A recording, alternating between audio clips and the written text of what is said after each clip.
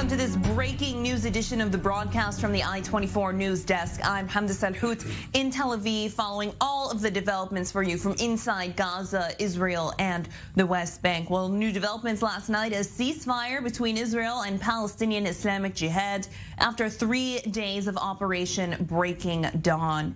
The Egyptian brokered ceasefire went into effect at 11:30 p.m. local time, but was violated just 8 minutes later. So far, though, it seems to be sticking. The ceasefire note stating that Egypt intensified its contacts with all parties to contain escalation, and that Cairo was making efforts and committed to working on the release of several prisoners. The first, Khalil Awalda, a prisoner that's been on hunger strike since the beginning of March, and the second, PIJ commander Bassem Saadi, who was captured in an Israeli raid in the West Bank city of Jenin last week. But reports this morning indicating that Israeli officials did not commit to those terms. The Palestinian Health Ministry says at least 44 people have been killed, with more than 350 civilians wounded. And according to the IDF, 35 were killed by Israel, 11 among them civilians. The Israeli military offensive began on Friday with a strike that killed 5 people, including PIJ official Taysir al-Jabari, the head of the organization's military wing in the northern Gaza Strip. Palestinian Islamic Jihad responding with around 1,100 rockets. An IDF official saying overnight on Saturday, though, that all top PIJ officials in the Gaza Strip had been assassinated. Let's head live now to Natasha Kirtchuk in Ashkelon in southern Israel. Natasha, we know Ashkelon is very close to the Gaza border, and residents there feeling a sign of relief with this ceasefire. But what instructions are there for residents now? Are there still any sort of restrictions in that area? That's right. Ashkelon is about 7 miles away from that northern border with Gaza Strip. So this is an area that's been heavily bombarded by rockets over the course of the past couple of days. The good news is that the IDF is finally lifting some restrictions after the ceasefire last night. They said they were going to give an update this morning, and they certainly did. Right now, all roads in the region that have been shut for a number of days, and I'm not talking about just in Ashkelon, I'm also talking about the southern Israeli communities bordering the Gaza Strip, will be reopened. These roads had been shut since last Tuesday amid fears of an attack from the Palestinian Islamic Jihad. And in addition to that, residents of border communities are no longer required to stay in close proximity to bomb shelters or protected areas. People can go back to work. Stores can reopen. Gatherings should be permitted for the most part outside. And trains are also going to be restarted from between Ashkelon to Sderot as well. Now, I know earlier, Hamda, you had asked me how residents are feeling. Obviously, it is a relief that we're not hearing those sirens go off here in Ashkelon, which saw over 110 rockets fired specifically into this city. We have a guest right here, Dalia, who is actually a resident of Ashkelon. So, you know, she's going to speak to us in Hebrew, and I'm going to translate. Tell us how it feels for you to wake up this morning knowing that there's a ceasefire after 3 days of intense fighting. תחושת הקלה. היינו הרבה זמן סגורים בבית.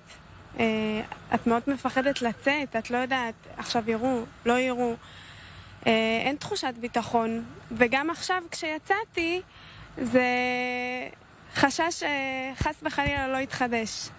So she's saying it's quite a relief, obviously, that there's not rockets, but still, you know, they've been locked up inside bomb shelters for several days now. She's finally coming out, and she still says she has that feeling that something could go wrong. It's really hard to overcome. The bottom line is that it's hard to overcome the trauma of hearing rockets overhead for the past 3 days, even if there is a ceasefire. Still coming to terms with the reality that the situation has changed on the ground is a lot for residents of the city who have really been facing a lot of trauma over the course of the past couple of days.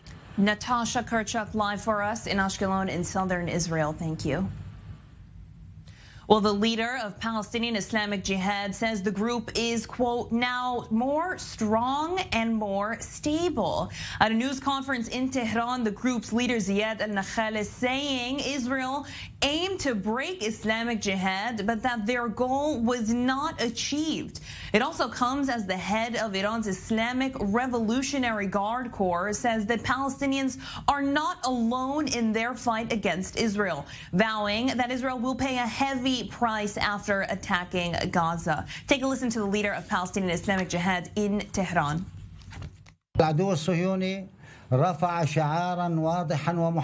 The Zionist enemy had a clear and specific slogan, which is the annihilation of the Islamic Jihad movement and its military wing, the Al-Quds Brigade. Today, after the clashes stopped and the fire stopped, we saw a clear scene. The Islamic Jihad movement is still strong and stable and even more powerful. بقيت قوية وثابتة تزن إسرائيل بإطلاق الأخوين. Israel committed to releasing our prisoners, the brothers of Khalil Awada and Sheikh Bassam. This is the essence of the deal. Secondly, in general, we assured in this deal about the unity of the Palestinian people and the unity of the Palestinian squares. This is simply our position. For more on all this now, let's go to I-24 News Middle East correspondent Alec Pollard live at the Israeli Defense Forces headquarters in Tel Aviv. Alec, good morning to you. We know that the ceasefire agreement did include the terms of the release of 2 prisoners, but Israeli officials saying this morning that they did not agree to that. So what do we know?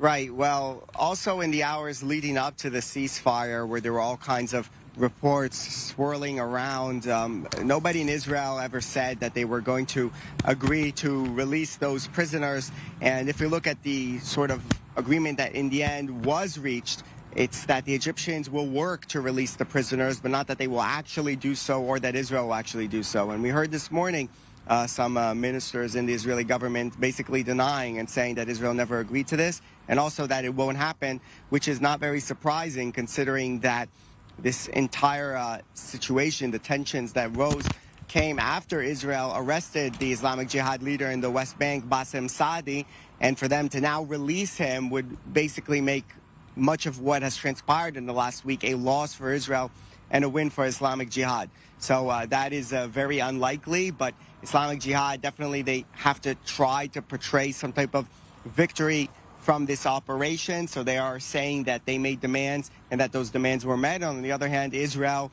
also showing or wanting to show that they won this round, also by the fact that they took out some of those leaders of Islamic Jihad, but also by coming in saying, look, we didn't agree to any of the demands made by Islamic Jihad.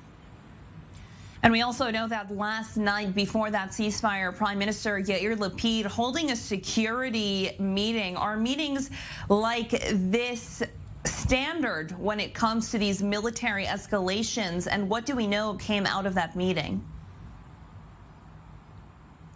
Right, so the security cabinet and the military and intelligence are always meeting and assessing the situation. And we saw now that this morning, first of all, they agreed to allow the entry of fuel into the Gaza Strip, and that was much needed. And also at 9 o'clock, which is right now, the border passes are being opened as well. So the Kerem Shalom crossing and the Ellis crossing, meaning that workers from Gaza can now enter into Israel. And that is something that was not possible while this conflict was going, and also something that Israel maybe hopes will help to retain the calm in Gaza and sort of try to roll back kind of the tensions of the last week, because that is a source of a lot of anger inside Gaza when those workers cannot exit the Strip. They also bring a lot of income into the Strip that is much needed. So we see here that Israel dealt that very hard blow to Islamic Jihad, and once that blow is over, now trying to bring things back to the way they were, allowing the workers to come in, allowing the resources to come in from Israel into the Gaza Strip, and also in the south, as was mentioned earlier, going back to the normal situation and not the emergency situation where people don't have to be near shelters, the roads are open, the train from Sderot to Ashkelon is open, so trying to bring things back to the way they were before the escalation. Alec Pollard live for us outside the IDF headquarters in Tel Aviv. Thank you. More from this breaking news edition of the broadcast right after this.